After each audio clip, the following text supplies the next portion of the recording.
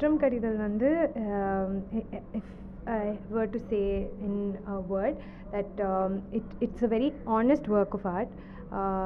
அந்த எழுத்துலனாலும் சரி இல்லாட்டி வந்து ஒர்க் பண்ண ஆர்டிஸ்ட்னாலும் சரி ஆர் த டெக்னீஷியன்ஸ்னாலும் சரி எல்லாருமே பிடிச்சி தான் வந்து இந்த படத்தில் சைன் ஆன் பண்ணோம்.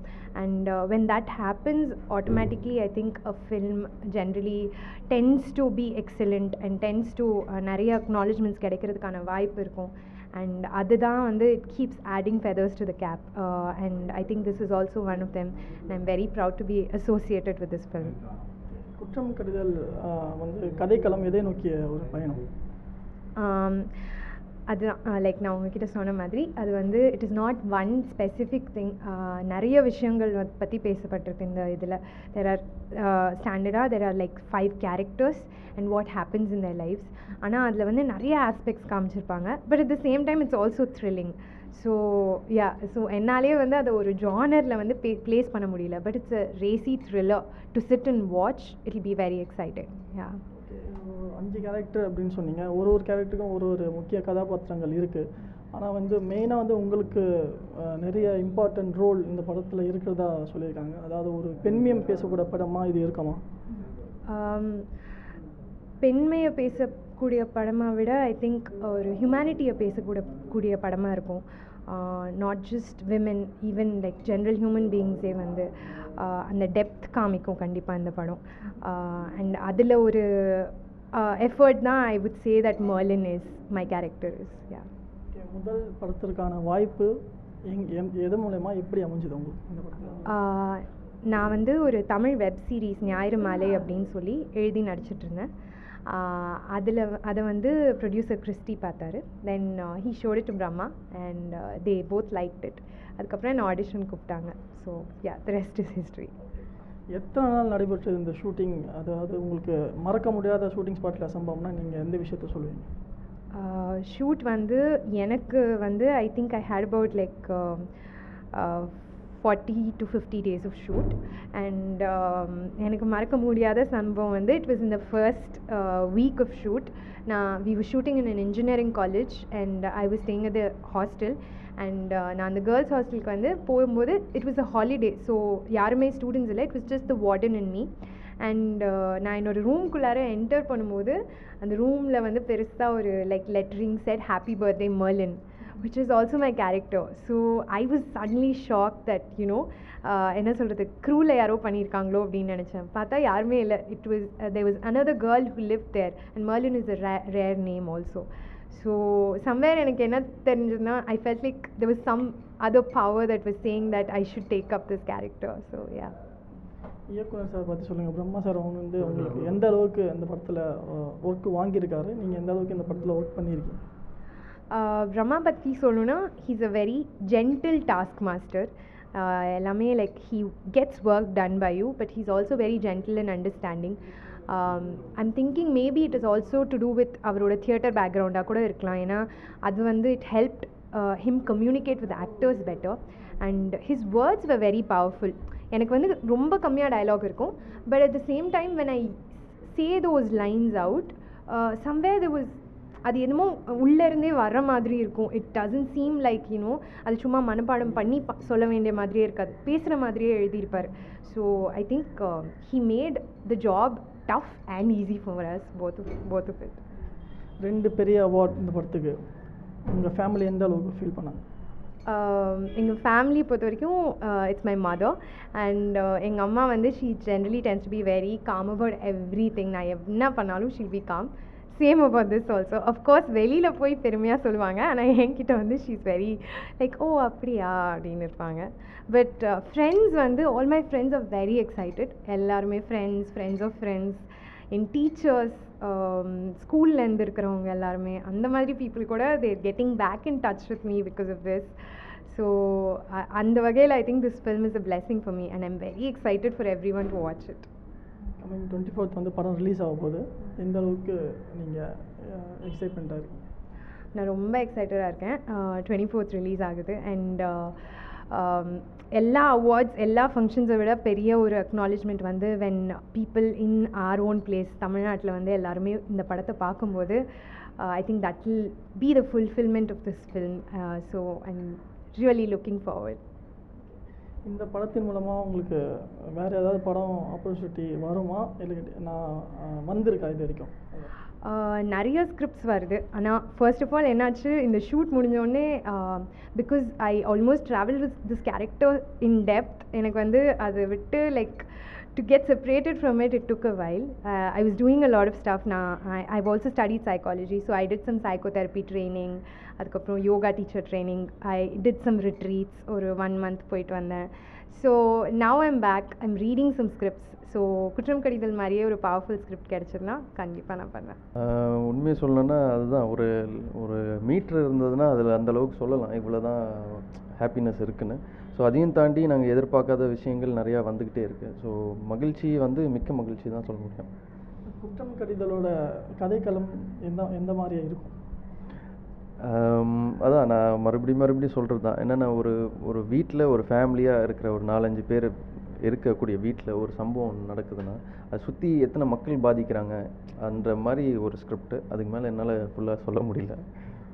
இந்த படத்துக்கான வாய்ப்பு உங்களுக்கு எதன் மூலமாக வந்தது? படம் ஆக்சுவலி பார்த்திங்கன்னா, நான் ஒரு கேஸ்டிங் கம்பெனி ரன் பண்ணுறேன். அப்போ வந்து படத்தோட டைரக்டர் சுரேந்தர் தானமூர்த்தி வந்து எனக்கு ஃப்ரெண்ட் ஆனார். ஸோ அப்போ வந்து கேட்டார், சார் இந்த மாதிரி படம் பண்ணித்தாங்க அப்படின்னு சொல்லிட்டு. ஸோ அப்போ ஆரம்பித்தது தான் வந்து ஆடிஷன்ஸ் நிறையா பண்ணோம். கிட்டத்தட்ட ஒரு 1000 பேர்கிட்ட ஆடிஷன் பண்ணியிருப்போம். ஸோ அதில் இந்த படத்தில் நிறைய பேர் அதில் யூஸ் பண்ணியிருக்கோம். பட் மெயின் லீடு வந்து ராதிகா பிரஷிதா அவங்களே செலக்ட் பண்ணாங்க. என்னை வந்து இதுதான் ஒரு 2-3 மந்த்ஸாக நாங்கள் ஒர்க் பண்ண ஸ்டைல்லையும் என்னோடய பிஹேவியர்லாம் பார்த்துட்டு, சார் நீங்கள் பண்ணிங்கன்னா கரெக்டாக இருக்கும், ஏன்னா உங்கள் நேச்சுரலாகவே நீங்கள் இருக்கிறது தான் எனக்கு வேணும், எனக்கு ரொம்ப ஆக்டிங் பண்ணணுன்னு அவசியம் கிடையாது. அது எல்லாமே நான் ஃபிலிம் மேக்கிங் பேக்ரவுண்ட்னால ஓகே ஒருத்தர் அட்டம் பண்ணி பார்ப்போம் அப்படின்னு ஆரம்பிச்சது தான். போக நிறைய ரிஹர்சல்ஸ்லாம் ஒர்க் பண்ணோம். ஒரு 2-3 வீக்ஸ் ரிஹர்சல் ஒர்க் பண்ணி பாவல் இந்த படத்தில் இன்னொரு கேரக்டர் பண்ணியிருக்காரு. அவர் எங்களுக்கு ஆக்டிங் ட்ரெயினராக இருந்தார். அப்படி இப்போ வந்த வாய்ப்பு தான் எனக்கு குற்றம் கடிதலில் மணிகண்டன்ற கேரக்டர். படத்தில் வந்து 4 கேரக்டர், ஒரு கேரக்டருக்கும் ஒரு முக்கியத்துவம் இருக்குது அப்படின்ற மாதிரி சொல்லியிருக்கீங்க. அது வர அவங்க வந்து ஒரு கேர்ள், நிறைய பெண்மை பற்றி பேசக்கூடிய படமாக இது இருக்குமா? கண்டிப்பாக இருக்குது. அதுதான் நான் சொல்கிறேனே, இது எல்லாரும் பாயிண்ட் ஆஃப் வியூ, ஒரு அப்பா அம்மா மாமனார் மாமியார், ஸோ எல்லாரும் முக்கியத்துவம் கொடுக்கப்பட்ட படம் தான். நீங்கள் கேட்ட கேள்விக்கு வந்து சரியான பதில் வந்து பெண்மை சம்மந்தப்பட்ட படங்கள் இதில் நிறைய இருக்குது. அவங்களோட இமோஷன்ஸ், அவங்க எப்படி ஹேண்டில் பண்ணுறாங்கன்னு விஷயங்கள் நிறையா இருக்குது. இதில் உங்கள் கேரக்டர் எந்த மாதிரி? அதான் நான் வந்து ஹஸ்பண்டாக இந்த படத்தில் வந்து ப்ளே பண்ணியிருக்கேன். ஸோ அது வந்து ஒரு ஃபஸ்ட்டு ஹாஃபில் வந்து ஒரு 40 மினிட்ஸ் இருப்பேன்.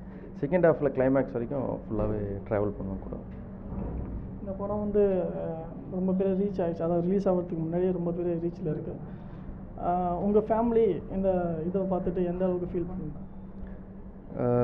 என் ஃபேமிலி பார்த்திங்கன்னா, எங்கள் வீட்டில் வந்து நான் இந்த மாதிரி ஒரு படம் பண்ணேன்னே நான் சொல்லலை. ஸோ இப்போ தான் வந்து படிப்படியாக இந்த அவார்ட்ஸ்லாம் வாங்கினதுக்கப்புறம் தான் தெரிய வந்தது. ரொம்ப சந்தோஷமாக இருக்காங்க. குற்றம் கடிதல் திரைப்படம் இன்றைக்கி வந்து நேஷ்னல் அவார்டுக்கு அப்புறமா ஆஸ்கர் நாமினேஷனுக்கு கன்சிடர் பண்ணியிருக்காங்க. Film federation of India screen பண்ணி எல்லா படத்தையும் பார்த்து அடுத்த லெவலுக்கு அதை நாமினேட் பண்ணுறதுக்கான ஒரு ப்ராசஸில் இருக்காங்க. ரொம்ப சந்தோஷமாக இருக்குது. அதே சமயத்தில் கொஞ்சம் எம்பாரசிங்காகவும் இருக்குது. நாங்கள் இதெல்லாம் எதிர்பார்த்து படம் பண்ணலை. இது வந்து திரையரங்குகளில் மக்கள்கிட்ட என்ன மாதிரியான ஒரு வரவேற்பை உருவாக்கும் அப்படிங்கிற ஒரு எதிர்பார்ப்போட மட்டும்தான் இந்த திரைப்படம் செய்யப்பட்டுச்சு. ஆனால் இதெல்லாம் தாண்டி இன்றைக்கி ஃபெஸ்டிவல்ஸில் நேஷ்னல் அவார்டு, ஆஸ்கர் நாமினேஷனுக்கு போகிறது, இந்த மாதிரியான விஷயங்கள் நடந்திருக்கிறது ரொம்ப சந்தோஷமாகவும் இருக்குது. அதே சமயத்தில் நிறைய ரெஸ்பான்சிபிலிட்டியும் கொடுத்துருக்கு. குற்றம் கடிதல் படம் வந்து எதை நோக்கி ஒரு கதைக்களம்? குற்றம் கடிதல் ஒரு சம்பவத்தின் அடிப்படையில் வெவ்வேறு விதமான மனிதர்கள் அவங்க எப்படி வந்து தங்களை வெளிப்படுத்திக்கிறாங்க அப்படிங்கிறத ஒரு 24 மணி நேரத்துக்கான ஒரு கதையாக உருவாகிருக்கு. இன்றைக்கி காலைல ஆரம்பிச்சு நாளைக்கு காலைல முடிகிற மாதிரியான ஒரு திரைப்படம். இதில் வந்து 5 கேரக்டர் அப்படின்னு சொல்லியிருக்கீங்க. 5 கேரக்டர் ஒரு ஆர்டிஸ்ட்க்கு வந்து ஒரு முக்கியத்துவமான ஒரு கேரக்டர் இருக்குது. ஆனால் வந்து இவங்க ராதிகாவுக்கு வந்து ஒரு மெயினான ரோல் அப்படின்ற மாதிரி சொல்லியிருந்தாங்க. இந்த படம் எப்படி பெண்மையை நோக்கிய படமா? இல்லை, இந்த திரைப்படம் ஏதாவது ஒரு விஷயத்தை பற்றி பேசுதா அப்படின்னு சொன்னால் ஆமாம், ஒரே ஒரு விஷயத்தை பற்றி ரொம்ப ஸ்ட்ராங்காக பேசுது. அதை தாண்டி நிறைய விஷயங்கள் வந்து இந்த படத்தில் இருக்கும். பெண்ணியம் பற்றி பேசியிருக்கோம், ரிலிஜன் பற்றி பேசியிருக்கோம், எக்கனாமிக்லி டவுன் ட்ராடன் பீப்புளுடைய கஷ்டத்தை பற்றி பேசியிருக்கோம், எஜுகேஷன் பற்றி பேசியிருக்கோம், ஸ்கூல்ஸை பற்றி பேசியிருக்கோம். ஸோ தாய்மையை பற்றி பேசியிருக்கோம். அந்த மாதிரி நிறைய இருக்குது, நிறைய லேயர்ஸ் பில்ட் பண்ணியிருக்கோம். ஆனால் அது எந்த அளவுக்கு வந்திருக்கு, எந்த அளவுக்கு மக்கள்கிட்ட போய் சேருதுங்கிறத நான் ஆர்வமாக வெயிட் பண்ணிகிட்ருக்கோம், எதிர்பார்த்துட்ருக்கோம். ஸ்கிரிப்ட் ஃபஸ்ட்டு உங்களுக்கு எப்படி தோணுச்சு? இது பேசிக்கலி உண்மை சம்பவத்தின் அடிப்படையில் வருமா, இல்லாட்டி நான் இந்த வந்து சமுதாயத்தில் நிறைய விஷயங்கள் இது மாதிரி இருக்குது, நான் படம் பண்ணுவேன் அப்படின்ற மாதிரி ஆரம்பிச்சேன்? குற்றம்படுதல் திரைப்படத்துடைய கரு வந்து பல்வேறு என்னுடைய அனுபவங்களுடைய கோர்வையான ஒரு படம் தான் அது எல்லாத்தையும் சேர்ந்து தான் இந்த படம் உருவாச்சு. யூனிவர்சலான ஒரு சப்ஜெக்ட் பண்ணணும், அதே சமயத்தில் அது ரொம்ப மைன்யூட்டான ஒரு விஷயமா இருக்கணுங்கிறது தான் எங்களுடைய ஆரம்ப பிளான். அதுக்கு என்ன மாதிரியான ஒரு கான்டென்ட் எடுக்கலான்னும் போது அப்போ தான் இந்த குற்றம்படுதல் திரைப்படம் வந்துச்சு. நிச்சயமாக அது வந்து ஒரு இன்ன வரைக்கும் தமிழ் சினிமாவில் இல்லை உலக சினிமாக்கள்லையுமே ரொம்பவும் சொல்லப்படாத, எனக்கு தெரிஞ்ச வரைக்கும் இது நான் ட்ரை பண்ணி பார்த்தேன், இதை பற்றி ஏதாவது படம் இருக்குதா அப்படின்னு இல்லை அந்த மாதிரி. ஸோ அந்த வகையில் இது சொல்லப்படாத ஒரு விஷயமா இருக்கும். காக்கா முட்டையுமே யதார்த்தமான ஒரு கதையாக இருக்குமா, அதுக்கும் தாண்டி வேறு ஏதாவது இதில் சொல்ல விரும்புகிறேன்? எனக்கு காக்கா முட்டையோடு நான் அதை கம்பேர் பண்ண விருப்பப்படலை. ஏன்னா அது ஒரு வகையான ஒரு திரைப்படம், அதுக்கான ஒரு ஜானர் இருக்குது, அதுக்கான ஒரு அப்பீல் இருக்குது. குற்றம் கடிதலுக்கான ஒரு அப்பீல் இருக்கும். இதுவும் வந்து ஆனால் என்னென்னா ஒரு வகையில் ரெண்டுமே வந்து யதார்த்தமாகவும் அதே சமயத்தில் மக்களோட ரொம்ப கனெக்டடான ஒரு சப்ஜெக்ட். ரொம்ப மக்களை விட்டு தள்ளி போய் ரொம்ப அவங்களுக்கு புரியாத ஒரு வகையில் அவங்களுக்கு தெரியாத ஒரு விஷயத்தை பற்றி பேசவே படலை திரைப்படம். அவங்களுக்கு டே டு டே லைஃப்பில் நடக்கக்கூடிய ஒவ்வொருத்தருடைய வாழ்க்கையில் நிச்சயமாக நடந்திருக்கக்கூடிய ஒரு விஷயத்தை பற்றி, ஆனால் இன்னி வரைக்கும் தமிழ் சினிமாவில் வேறு எந்த சினிமாலையும் சொல்லாத விஷயத்தை பற்றின ஒரு திரைப்படம். குற்றம் கடிதல் திரைப்படம் இன்றைக்கி விருதுகள் எல்லாத்தையும் தாண்டி இன்றைக்கி செப்டம்பர் 24 ரிலீஸ் ஆகுது. மக்கள் அனைவரும் திரையரங்குகளில் போய் அந்த படத்தை பார்த்துட்டு அவங்களுடைய ஃபீட்பேக் எல்லாத்தையும் சோஷியல் மீடியா மூலமாக பத்திரிக்கை மூலமாக கொடுக்கணும்னு நான் கேட்டுக்கிறேன். ஒரு படம் எடுக்கிறது ரொம்ப பெரிய விஷயம், அது மக்கள்கிட்ட கொண்டு போய் சேர்க்குறது இன்னும் ரொம்ப கடினமான விஷயம். இந்த அளவில் ப்ரொடியூசர்ஸ்லாம் உங்களுக்கு எந்த அளவு சப்போர்ட் பண்ணியிருக்காங்க? குற்றம் கடிதல் திரைப்படத்தை கிறிஸ்டி செல்வப்பன் முதல்ல ப்ரொடியூஸ் பண்ணி அதுக்கப்புறமா அதுக்கு அடுத்த லெவலில் ஜேஎஸ்கே சார் அதை வந்து வாங்கியிருக்காரு. உண்மையை சொல்லப்போனால் படத்தை பண்ணும்போது படம் இவ்வளோ கஷ்டமாக பண்ணுறது அப்படிங்கிற மாதிரி ஃபீல் பண்ணோம். ஆனால் இப்போ வந்து அது எல்லாத்தையுமே ஈஸியாக்கிற அளவில் இருக்குது படத்தை வெளியே கொண்டு வந்துடுறதுங்கிறது. ஏன்னா சரியான நேரத்தை பார்க்கணும், சரியான நாட்கள் பார்த்து, தியேட்டர் அவைலபிலிட்டியை பார்த்து, சொல்லப்போனால் வெதர் சுச்சுவேஷன் முதற்கொண்டு பார்த்து தான் வந்து ஒரு திரைப்படத்தை திரையிடங்க கொண்டு வர வேண்டியது இருக்குது. பேரலாக என்ன மாதிரியான மூவிஸ் வருது, அதுக்கு என்ன மாதிரியான ரிசப்ஷன் இருக்கும், நமக்கு என்ன மாதிரி ரிசப்ஷன் இருக்கும், இத்தனை விஷயங்களையும் அதில் செய்ய வேண்டியிருக்கு. இதில் தமிழ்நாடு முழுக்க இருக்கக்கூடிய டிஸ்ட்ரிபியூட்டர்ஸ் இவங்க எல்லாருடைய ஒரு இன்புட்ஸும் தேவைப்படுது. ஸோ இவ்வளோ பெரிய கலெக்டிவ் டிசிஷன் எடுக்கிறதுங்கிறது ரொம்ப சாதாரணமான விஷயம் இல்லை. முன்ன மாதிரி இல்லாமல் இப்போ வந்து வாரத்துக்கு ஒரு 5-6 திரைப்படங்கள் வருது, எல்லாமே நல்லா இருக்குது, எல்லாமே ஏதோ ஒரு வகையில் மக்களுக்கு அப்பீலிங்காக இருக்குது. அப்படிங்கும்போது ரொம்ப ரொம்ப நுணுக்கமான பல விஷயங்களை யோசித்து தான் படத்தை ரிலீஸ் பண்ண வேண்டியிருக்கு. அந்த வகையில் திங்க் ஜேஎஸ்கே சார் ரொம்ப பெரிய வேலையை பார்த்துட்ருக்காரு, ரொம்ப பெரிய விஷயம் பண்ணிட்டுருக்காரு. Thankful and grateful to. Hi, this is Radhika Prasiddha. For more news and entertainment, log on to redpix.tv.